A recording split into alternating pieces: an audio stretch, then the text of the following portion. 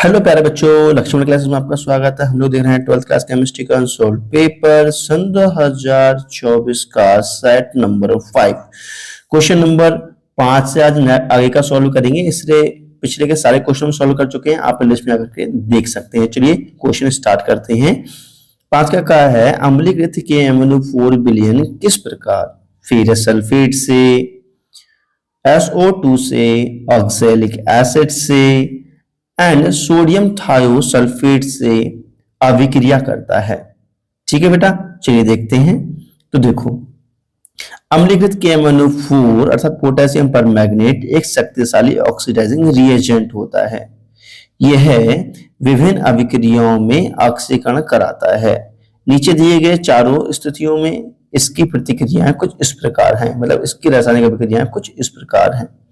ठीक है बेटा, चलो देखते हैं। मतलब क्या है, KMnO4 एक ऑक्सीडाइजिंग रिएजेंट है जो कि ऑक्सीडेशन कराता है। ठीक है बेटा, तो सबसे पहले हम कराते हैं, देखो कि जो reaction with ferrous sulphate FeSO4 से रिएक्शन कराते हैं बेटा। ये तो हमारा था, देखो सबसे पहले मैं किससे रिएक्शन करानी थी, फेरस सल्फेट से करानी थी। तो इससे पहले हम रिएक्शन करा कर दिखाते हैं आपके लिए।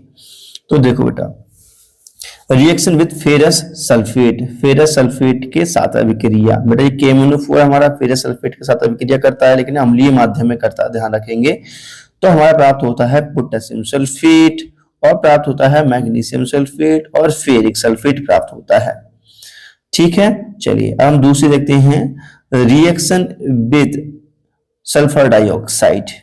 तो बेटा KMnO4 SO2 से रिएक्शन करता है अम्लीय माध्यम में, तो हमें प्राप्त होता है सोडियम सल्फेट, मैग्नीशियम सल्फेट और सल्फ्यूरिक एसिड।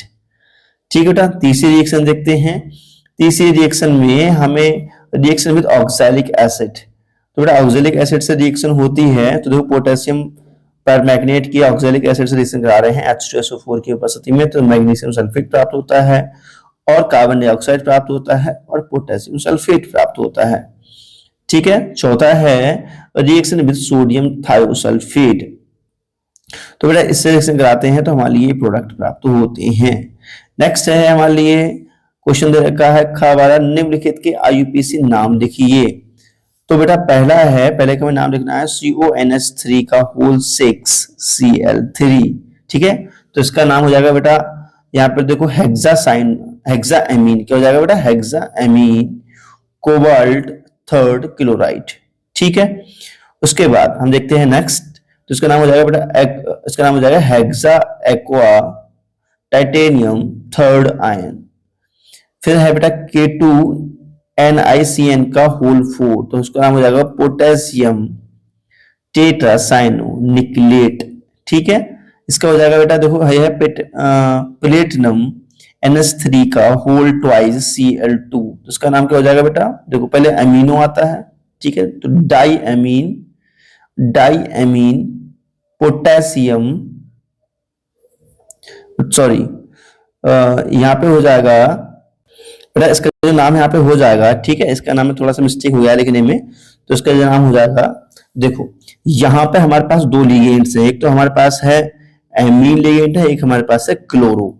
ठीक है, या क्लोराइड भी कह सकते हो। तो ए पहले आ रहा, तो ए लिखेंगे बेटा, क्या लिखेंगे हम लोग, डाई एमीन। क्या लिखेंगे बेटा, डाई एमीन। ठीक है, फिर लिखेंगे बेटा डाई एमीन क्लोरो, फिर लिखेंगे प्लेटिनम सेकेंड। ठीक है बेटा, प्लेटिनम सेकेंड, या प्लेटिनम सेकेंड। ठीक है, तो इस तरीके से आपको लिखना है, इसका पूरा नाम लिखोगे आप लोग। ठीक है, तो अब देखते हैं हमारा नेक्स्ट, कैसे परिवर्तित किया जाएगा। तो केवल रासायनिक समीकरण देना है बेटा। कैसे हम परिवर्तित कर सकते हैं 1 ब्रोमोप्रोपेन टू 2 ब्रोमोप्रोपेन, कैसे परिवर्तित कर सकते हैं 2 ब्रोमोप्रोपेन टू 1 ब्रोमोप्रोपेन। ठीक है, तो ये सारे परिवर्तन दिखाने हैं। तो बेटा सबसे पहले हम पहला देखते हैं, हमारे लिए परिवर्तित करना है। तो देखो बेटा, हम क्या काम कराते हैं, 1 ब्रोमोप्रोपेन से 2 ब्रोमोप्रोपेन बनाने के लिए हमारे लिए सबसे पहले देखो, हमारे पास ये जो रिएक्टेंट है हमारे पास, ठीक है, और हमारे लिए प्रोडक्ट का फॉर्मेशन करना है। तो सबसे पहले से हम इसमें बेटा अल्कोहलिक KOH से रिएक्शन कराएंगे, तो हमारे लिए प्राप्त होता है CH3CH डबल बॉन्ड, उसका हम HBr डाल देते हैं, तो बेटा यहाँ पे मार्कोनिकॉफ रूल लगता है, तो Br वहां जुड़ेगा जहां हाइड्रोजन संख्या कम होगी, डबल बॉन्ड वाले हाइड्रोजन संख्या कम होगी, तो हमें प्राप्त हो जाएगा यहाँ पे CH3 CHBr और यहाँ पे H लग जाएगा तो CH3 2 ब्रोमो प्रोपेन। ठीक है, इसे डिहाइड्रेशन कहते हैं, डिहाइड्रोजनेशन कहते हैं बेटा। ठीक है, मतलब हाइड्रोजन का हटना डिहाइड्रोजनेशन कहलाता है। ठीक है, डिहाइड्रोहाइलोजनेशन कहलाता है। ठीक है, डिहाइड्रोहाइलोजनेशन। ठीक है, पढ़ने में थोड़ा सा अनकंफर्टेबल फील हुआ, ऐसा वर्ड है। चलो अब देखते हैं। सेकेंड है बेटा 2 ब्रोमो प्रोपेन 1 ब्रोमो प्रोपेन। तो यहाँ पे जो CH3 CH और CH3 के Br है, मतलब 2 ब्रोमो प्रोपेन है, इसको हमें कन्वर्ट करना है 1 में। तो बेटा कैसे कर सकते हैं, अल्कोहलिक कीवर्ड्स डालिएगा। तो यहां से देखो एक तो KBr निकल जाएगा, ठीक है, तो वाटर मॉलिक्यूल निकल जाएगा, बचेगा CH3 CH double bond CH2। फिर इसमें HBr डालेंगे और इसमें H2O2 डालेंगे, पेरोक्साइड। ठीक है बेटा, पेरोक्साइड इफेक्ट होता है, मतलब खराश प्रभाव होता है या पेरोक्साइड प्रभाव होता है, या हम कह सकते हैं एंटी मार्कोनिकॉफ रूल लगता है यहाँ पर। तो यहाँ पे Br वहां जुड़ेगा जहाँ पे हाइड्रोजन संख्या ज्यादा होगी, उल्टा होगा, तो बेटा हमारे ये प्राप्त हो जाएगा प्रोडक्ट। ठीक है ना। चलो अगला है क्लोरोवेंजीन 2 डाइफिनाइल। तो बेटा हमारे पास है एक क्लोरोबेंजीन और हमारे पास 2 मोल हमने क्लोरोबेंजीन ले लिए हैं और सोडियम से रिएक्शन करा रहे हैं ट्राई ईथर की प्रेजेंट में, तो 2NaCl निकल जाएगा, हमारे पास बनेगा डाइफिनाइल। इसे वुड्स फिटिंग रिएक्शन कहते हैं, इंपॉर्टेंट है, याद कर लेना, हर साल पेपर में आती है। ठीक है बेटा। नेक्स्ट है चौथा, ये हमारा क्लोरोबेंजीन है, क्लोरोबेंजीन टू फिनॉल प्राप्त करना है बेटा। तो फिनॉल बनाने के लिए हमें क्लोरोबेंजीन क्रिया NaOH से करा दो, तो हमारे लिए प्राप्त हो जाएगा यहाँ पे सोडियम फिनॉक्साइड। फिर इसमें थोड़ा सा HCl डाल दो, फिर हमारे लिए फिनॉल प्राप्त हो जाता है इस प्रकार। ठीक है, इसे डव प्रोसेस कहते हैं। अगला है ग वाला, ग्लूकोज को ग्लूकोजन फेनिल डाइहाइड्रोजन एंड हेक्सेन में किस प्रकार परिवर्तित कीजिए।